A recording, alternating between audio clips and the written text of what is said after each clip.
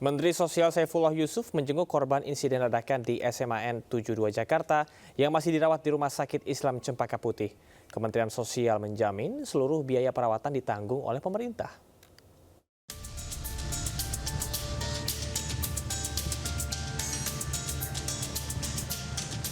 Usai menjalani perawatan di rumah sakit, anak-anak korban insiden ledakan di SMAN 72 akan mendapat dukungan rehabilitasi, psikososial, dan program pemulihan dari Kemensos secara bertahap. Proses trauma healing akan dilakukan secara bertahap baik di rumah sakit, di sekolah, maupun di lingkungan rumah. Mensos juga menegaskan pentingnya pencegahan kekerasan di lingkungan sekolah. Pemerintah akan bekerja sama dengan KPAI untuk memperkuat program edukasi dan mitigasi agar kejadian serupa tidak terulang. Yang berikutnya juga yang perlu kami sampaikan, tentu pemerintah akan memberikan dukungan pembiayaan sepenuhnya. Nanti mungkin berkolaborasi dengan Gubernur Jakarta, Pak Pramono Anung, kita akan berbagi tugas. Dan setelah itu juga Kementerian Sosial memberikan dukungan-dukungan yang diperlukan setelah nanti dari rumah sakit ini. Mulai dari rehabilitasinya, masa-masa pemulihannya, sampai nanti mungkin jika diperlukan dengan program-program pemberdayaan. Jadi saya ingin menyampaikan bahwa kolaborasi sangat baik sekali. KPAI juga memberikan pendampingan setiap hari di sini untuk mengawal proses-proses penanganan medis dan tentu nanti akan sampai kepada tahap-tahap selanjutnya. 14 orang masih rawat inap di Rumah Sakit Islam Cempaka Putih. Tim medis masih terus memantau pasien serta menyiapkan penanganan lanjutan bagi yang mengalami gangguan pendengaran. Sementara di Rumah Sakit IRC ada 18 korban ledakan SMAN 72 yang dirawat. Tim Liputan Jakarta melaporkan. Pasca ledakan di SMAN 72 Jakarta, KPAI pastikan proses belajar mengajar akan berlangsung daring. Psikolog akan mendampingi siswa dalam proses belajar mengajar dengan fokus pemulihan psikologis.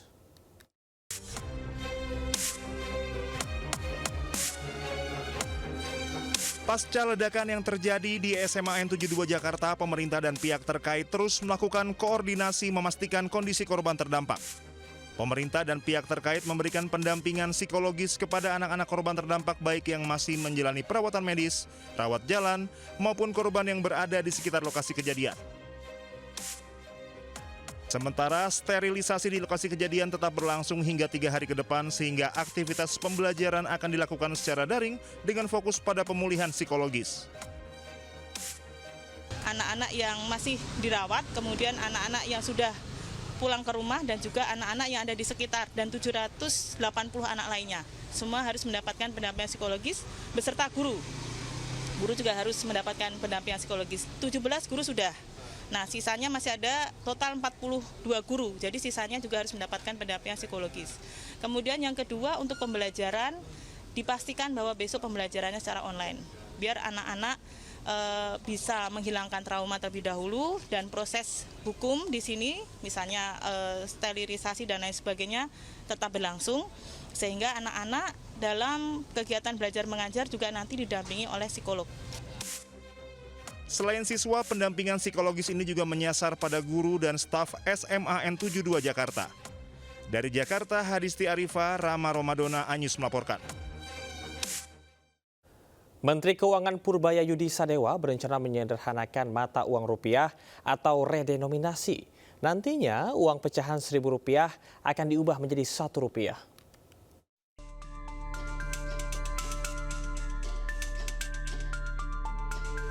Menteri Keuangan Purbayayudi Sadewa berencana menyederhanakan mata uang rupiah atau yang dikenal dengan kebijakan mengubah Rp1.000 menjadi Rp1. Rencana ini tertuang dalam Peraturan Menteri Keuangan tentang Rencana Strategis Kementerian Keuangan tahun 2025 hingga 2029. Kini pemerintah tengah menyiapkan rancangan undang-undang tentang perubahan harga rupiah atau redenominasi. Aturan itu ditargetkan rampung pada tahun 2027 mendatang.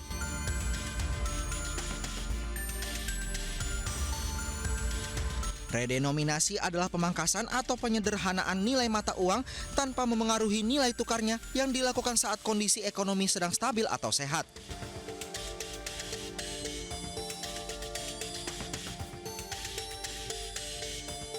Contohnya, uang pecahan Rp1.000 diubah menjadi Rp1.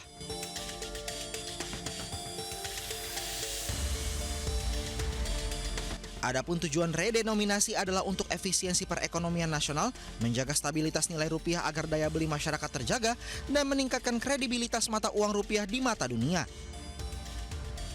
Sementara menurut Ekonom Center of Economic and Law Studies atau Celios Nailul Huda, narasi terkait redenominasi rupiah lebih tepat disampaikan oleh otoritas moneter, dalam hal ini Bank Indonesia ketimbang otoritas fiskal.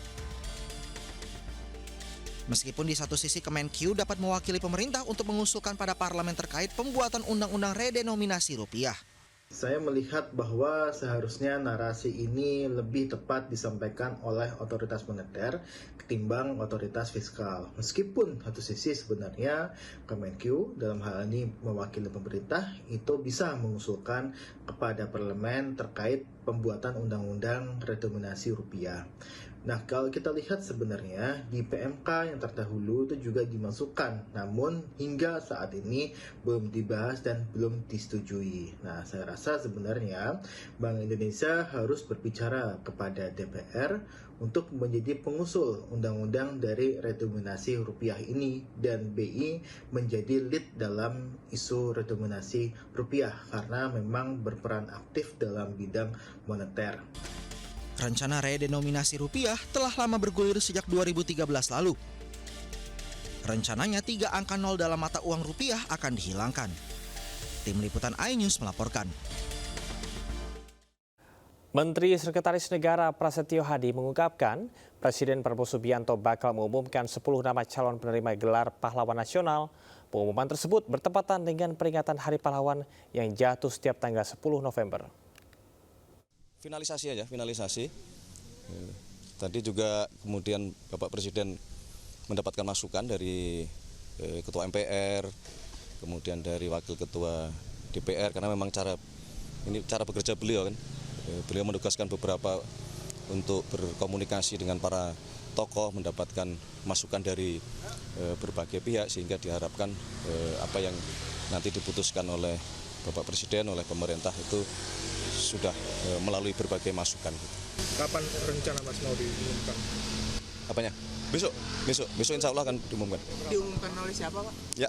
Diumumkan langsung oleh Pak Presiden atau seperti apa? Iya. Kurang lebih 10 nama. Siap. Pemimpin Gereja Katolik Paus Leo bertemu dengan Presiden Palestina Mahmud Abbas di Vatikan, membahas bantuan untuk Gaza dan dukungan untuk solusi dua negara.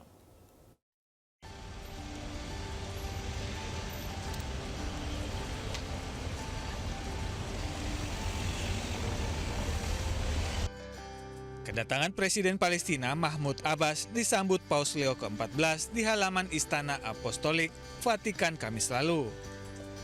Kunjungan Abbas terjadi 10 tahun setelah Vatikan mengakui negara Palestina.